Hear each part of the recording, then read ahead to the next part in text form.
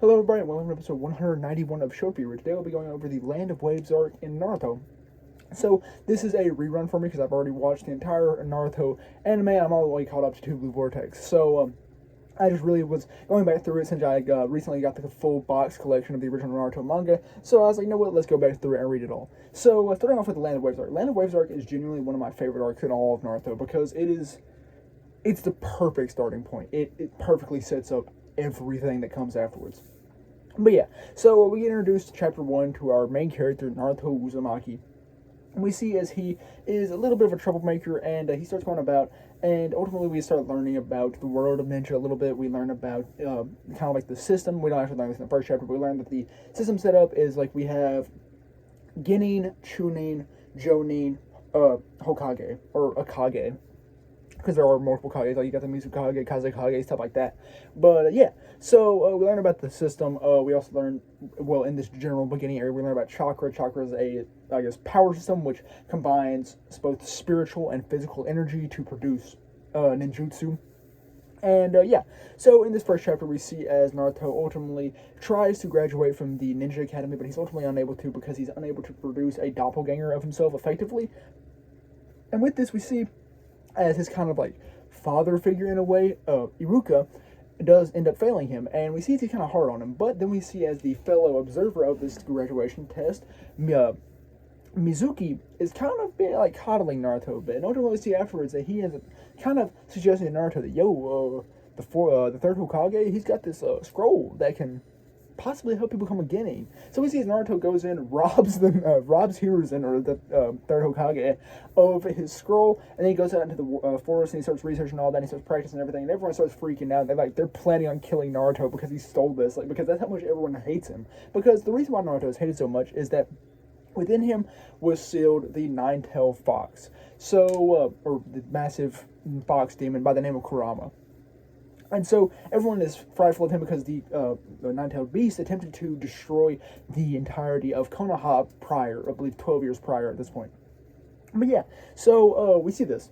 And then we see then as Mizuki plans to get the scroll back. But ultimately, Iruka ends up kind of picking up on what he was doing here and goes and finds Naruto, who's been training, and then Mizuki ends up pulling up, and then there's a brief confrontation we see as Iruka defends Naruto pretty well, but ultimately Iruka gets a massive shuriken to the back, but this leads Naruto to being like, yo, you know what? I'm going to pull out my ability that I've been learning from this Shadow Clone Jutsu, and he whips out like 1,000 clones and ultimately ends up beating Mizuki. So then we end up progressing as Iruka ultimately ends up giving Naruto his Genin headband, and he graduates. So then we start moving on into like the more meat and potatoes of the Land of Waves arc. So we see as Naruto is ultimately end up ultimately put into his three-man cell, which all teams are divided into. In Naruto, you have like a head Jonin or Chunin, because Chunin can lead teams as well. But in this, I guess, circumstance for this array of teams, it's all Jonin. And he ultimately ends up getting put into the team with Kakashi. Now, Kakashi is a high-level Jonin. He's known as the Copy Ninja because he knows over 1,000 jutsu, though he never displays 1,000 jutsu. But yeah, so we see this. He's ultimately put in the team with Sakura Haruno and Sasuke Uchiha, one of the best characters in all of Naruto, in my opinion. But yeah, so we see as then they start going to train and all that. Ultimately, Kakashi ends up giving them a test, and this test will determine if he will allow them to continue to be his mentees. And what do they have to do is they have to steal 2 bells from him. I mean, at first we see everyone kind of goes with this individually, but they ultimately all end up failing, and they get their lunches revoked, though ultimately Naruto's the only one who really gets his lunch revoked. And we see then as they try and go at it as a team a little bit, but it's still kind of difficult for them to succeed in this endeavor. But yeah, since Kakashi is a Jonin, but they ultimately they don't do well as a team. And then we see as ultimately Kakashi's like, okay, we'll come back here the next day and we're gonna try it again. Well, not that day, but so we see this, and ultimately Kakashi ends up taking the lunches, but Sakura and Sasuke get lunches, but ultimately Sasuke ends up giving up his lunch, and so does Sakura, because he's like, you know what, if we're gonna beat him, we're gonna need all the food we can get. So we then see as Kakashi comes back, he's like, you know what, y'all pass. So ultimately, this then leads on to them being more of a team, working together. They start going out on missions. Now, how missions work is there are 4 ranks to them. You have D, C, B, and A ranks, which are obviously in ascending order, A being the hardest and D being the easiest. Now, D and C rank missions are exclusively for, well, not D rank missions are usually exclusively for Genin, but then they can also take C rank missions. Chunin can take B or C, and then Jonin can take A or B. But predominantly take, if A's are present, they take the A level missions. So we see this continues to progress along, and then ultimately Naruto's kind of getting fed up with it. He's like, you know what, I want to take some harder missions. And while they are doing this, also I forgot to go over, but Naruto also did in like the second chapter meet up with the grandson of the third Hokage, entitled or named Konohamaru, and they create a little friendship. Konohamaru ultimately ends up becoming the rival of Naruto. And we see as their little friendship develops throughout the entirety of Naruto, but it's nothing really impactful to the plot. We just learned that Hiruzen has a grandchild, and that's that. But yeah, so back to where we were. We see as Naruto ends up requesting a harder mission. They ultimately end up giving him a mission to, well, them, Team 7, a mission to escort this dude to the Land of Waves. Now, the Land of Waves is a, I guess, non-ninja village, which obviously they have no ninja, but it is very close to the Land of Mist, which is a ninja village, and no, well, a ninja land. But yeah, so what we see is ultimately they end up getting along their way. They end up leaving. They get introduced to their ward, whose name is Tazuna. And so we see as Tazuna and everyone ends up going along, but right almost as they leave the gates, they end up running into these characters by the name of the Oni brothers, who ultimately end up using water ninjutsu to summon out of the water, and they start fighting. And we see as the team kind of struggles, Sasuke is ultimately able to help Kakashi in defeating them, but Naruto is beaten badly and he gets cut and all of that, which ultimately leads to him getting poisoned. And we see after this, Kakashi kind of apologizes for not being able to defend Naruto, but Naruto is humiliated by this, and Sasuke calls him a chicken. So we see then as Naruto ultimately ends up stabbing himself to get the poison out of the wound to show also his determination. The poison falls out, and we see as Kakashi's like, yeah, you might bleed out from that, but ultimately we see as due to Kurama being sealed within Naruto, he ends up healing very quickly. So then we move on a little bit more. And with this, we see as they ultimately end up getting into the Land of Waves without too much more trouble. However, as they're still decently far away from the actual home of Tazuna, they end up running into this unsuspected individual by the name of Zabuza Momochi. Now, Zabuza is a character from the Land of Mist, and I'll just kind of give you his backstory here. So, Zabuza, as I said, from the Land of Mist, he was actually known as the demon of the village hidden in the mist, because what he did was, in the Land of Mist, before reforms had happened, how students would graduate from their classes, they would have to wipe out a fellow ninja to then, I guess, evolve into a full-on Genin. However, in Zabuza's case, he slimed out everyone. And ultimately, this ended up leading to him obviously becoming a very prominent ninja in the Land of Mist, but ultimately he ended up attempting to throw a coup, which did fail, and then he became a rogue ninja as he is now.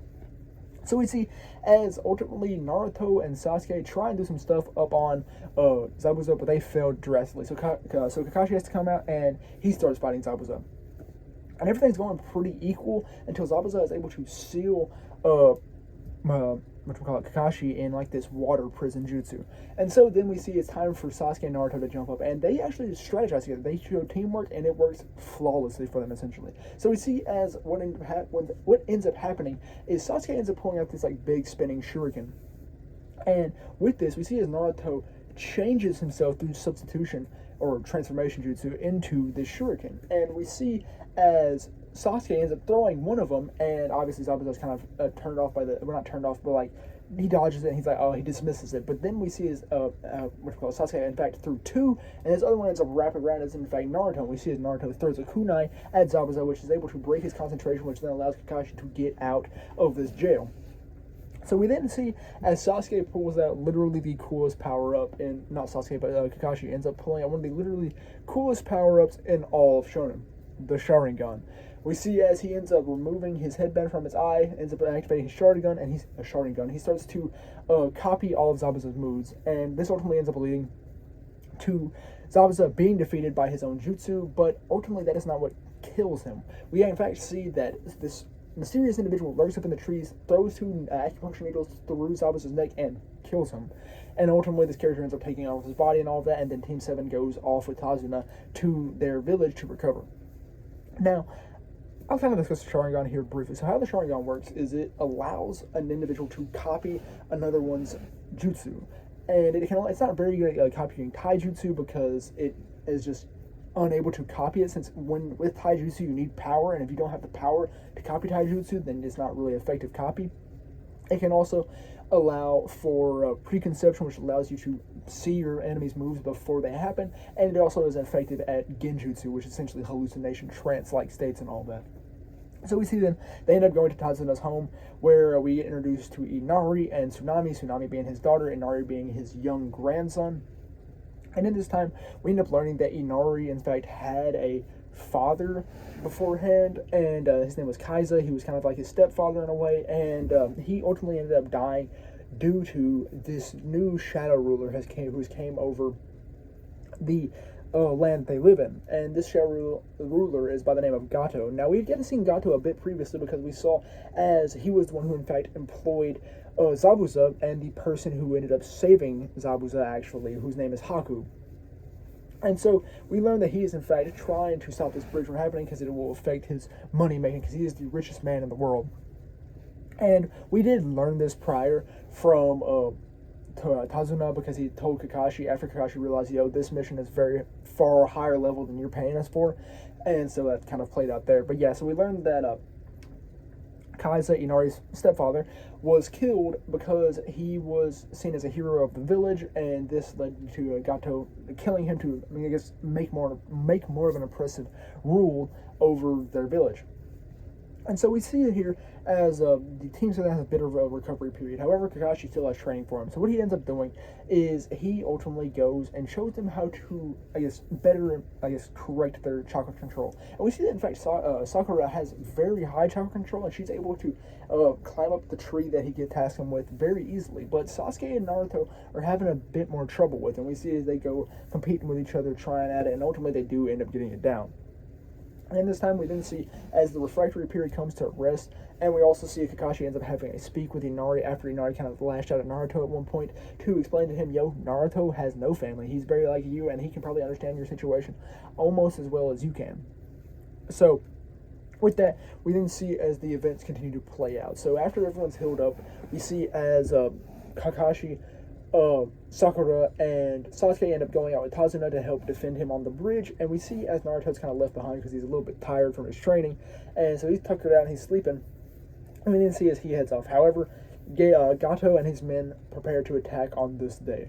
So we see then as Gato's men end up pulling up to the house of Inari and Tsunami, and they try to take Tsunami as a hostage. But however, they also try to kill Inari, but Tsunami threatens to kill herself if they harm Inari, so they ultimately just end up taking Tsunami and leaving Inari be. But ultimately, Inari tries to come and be a hero like he believed Naruto was, but it ultimately ends up failing. However, Naruto ended up coming back because he saw a pig that got stabbed by these two, kind of like samurai beforehand, and he's like, no, this got to be a precursor, so they must be going for them. So he ultimately ends up heading back there, saves Inari and Tsunami, ties up the bad guys, and then heads off to the bridge because he knows that stuff's going down here. So we see that they end up pulling up on the bridge, and then Zabuza and Haku prepare to engage with Kakashi, Sasuke, and Sakura. So Sakura is kind of left behind to defend Tazuna throughout this entire battle, but Sasuke ultimately ends up starting to fight against Haku, and Zabuza is obviously left for Kakashi. And we see at this point that Zabuza has planned for this, so he ultimately ends up throwing out a mist cloud, so Kakashi cannot affect him with the Sharingan or copy his abilities, but he also has done this so that he can obscure Kakashi's vision while also closing his own eyes so that Kakashi cannot get him under a genjutsu with the assistance of the Sharingan.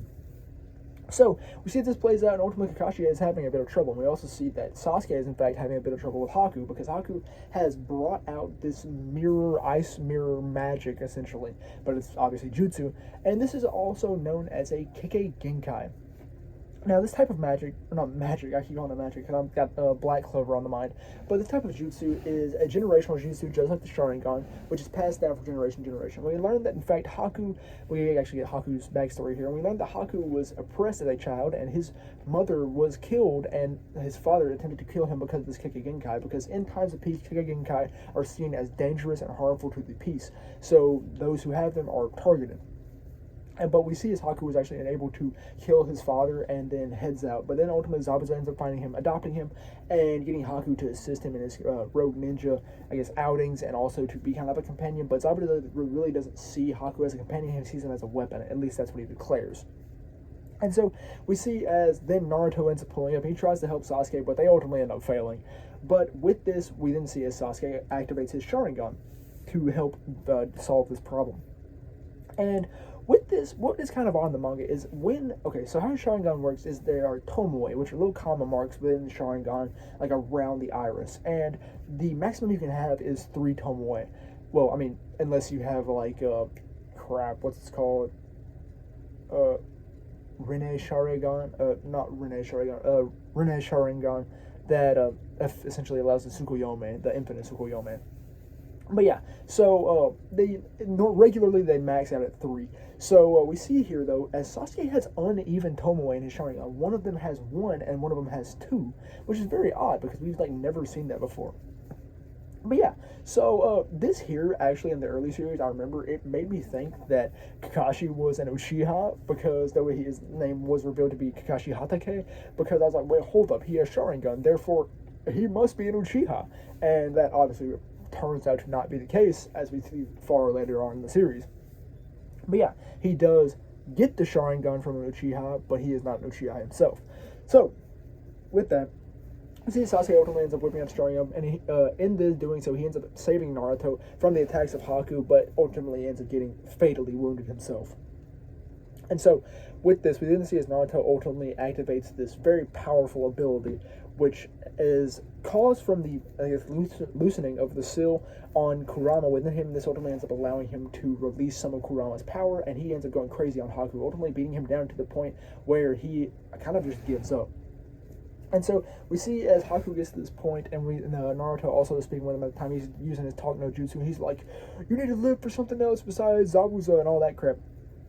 And so then we see Haku is ultimately on the verge of defeat, but we then see as Kakashi is able to break Zabuza's kind of control he has over the battle here by summoning a bunch of dogs, which I love Kakashi's dog summons, they're goated. But he ends up using the summons, they end up keeping Zabuza in place. Then we see as Kakashi prepares to use his lightning blade, which is kind of like Sasuke's Chidori in a way. So he sees he prepares to do this. He goes to stab for him. Then Haku ultimately gets out of the way of Naruto, and he's like, I can't give up yet. I can't die. So he ends up going over there and gets stabbed by Kakashi's lightning blade. So we see here as Haku ends up falling to the ground, and Zabuza ultimately is left here with his only, I guess, companion dead at his feet. So with that, we then see as Gato's men end up pulling up, and they're like, yo, well, actually, we don't see this yet, because we actually see as the fight plays out a little bit more, because Zabuza continues to insist on fighting, but ultimately Kakashi ends up disabling both of his arms, so that with kunai attacks and all that, so that he cannot perform any jutsu or anything like that, so he's essentially defeated here. But then Gato's men pull up, and they're like, yo, we're going to kill you, Zabuza, because you're of no worth to us anymore, and we ain't got to pay you, because that's usually the best type of ninja to employ, is rogue ninja, because they have no friends, and you can just kill them off without paying them. But during this, we see as Naruto gets to talking to Zabuza, and he ends up like insulting him for just seeing Haku as a weapon and all that. And he's like, he would have died for you. He did die for you, and you're not going to do anything. You're not going to fight Gato just because your, I guess, payment is no longer present, and your, I guess, purpose here is no longer present either. And then we see probably my favorite panel in all of this arc, where we see as Zabuza says, "Not another word, kid," as tears are falling down his face. Now this. I love this. This is why Zabuza is probably one of my favorite, is one of my favorite villains in Naruto, because he ends up following the motif of this arc. The motif we've seen throughout this entire arc is the relationship of father and son. We see it with Inari and Kaiza. We see it with Iruka and Naruto, and now we see it with Zabuza and Haku. And it is very saddening, because we know that Zabuza was kind of just playing this off to kind of protect Haku, but also to get what he wanted. But he also did have immense feelings of fatherly compassion for Haku. And here we then see he's like, you know what? Shut up, kid. I'm gonna avenge Haku. So what he ends up doing, he puts a kunai in his mouth, and he slimes out like the entirety of everyone who was there for Gato. Gato himself included. He cuts Gato's whole head off with a kunai, and just in his mouth, and just slashes him. But throughout all this, he did get stabbed many times. Multiple blades are embedded in his back like some pincushion. And we then see as he ends up having his, I guess, goal accomplished, ends up falling to the ground. And he ultimately asks Kakashi to bring Haku to him so he can see Haku's face as he dies, so that he can wish that him and Haku will be in the same spot when they die, though Zabuza has already resigned himself to go to hell. So we see this, and ultimately they end up, Zabuza gets to gaze on Haku one last time, and then they both are now dead. But then we see as more of Gato's men end up pulling up and like, you know what, we're gonna beat all these scoundrels. Well, not to say scoundrels, but we gotta beat all these plebs. But then Inari ended up in fact rallying an entire crew from the village. They end up pulling up. And then Kakashi's like, you know, I ain't got much chakra left, but I'll just kind of bluff. So he ends up pulling out a bunch of doppelgangers or shadow clones. And we see as Naruto does so as well. This ultimately ends up scaring off Gato's men. And then the big fight is essentially concluded. And so we then see as everyone's kind of leaving and all of that, and we see we have some teary goodbyes between Inari and Naruto, but we also get to see a very heartwarming thing in which the bridge that was being built to, by Tazuna is essentially, well not essentially, but is ultimately dedicated to Naruto, being named the Great Naruto Bridge.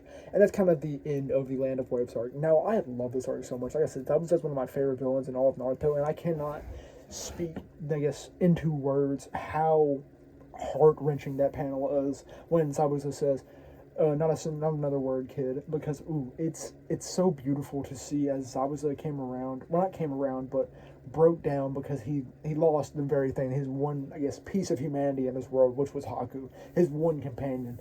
And we also get to see, like, Haku had so much dedication to him, and it's so satisfying to see that having been reciprocated, and had been reciprocated the entire time. Because we see as Haku goes through a lot to defend Zabuza, but Zabuza also raised Haku.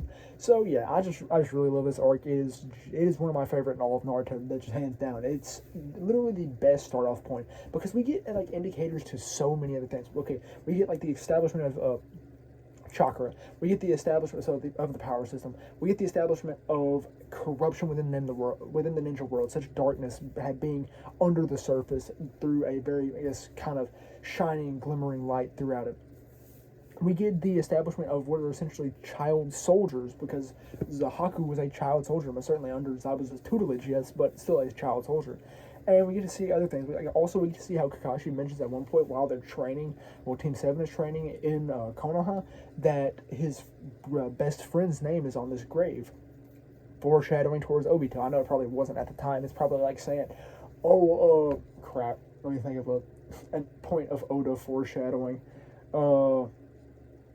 Well, crap. I can't think of one that's actually kind of like goofy right now. But yeah, so like kind of a lot of Oda foreshadowing stuff. But like it also still could possibly have been planned foreshadowing. But yeah, so it just really is a phenomenal setup arc. Now, most certainly out of the big three, this is my favorite first arc out of all of them. And even I like this arc more than I like Pilaf Saga, obviously, because Pilaf Saga is not super great, but I did like it on retrospective. But I mean, still, this arc is genuinely a perfect entry arc. It is. If I were to say a first arc, it is probably my favorite first arc in all of Shonen. It's just really that good, and it is so clinching. Like, that's why I love original Naruto, because not a single one of the arcs is bad, like, at all. But yeah, I cannot wait to get more into this. I cannot wait to read the Chunin exams, which is coming up next. And yeah, that's all I really have for the Land of Waves arc, and that's all I really have for episode 191 of Show For Review. So, thank you very much for watching.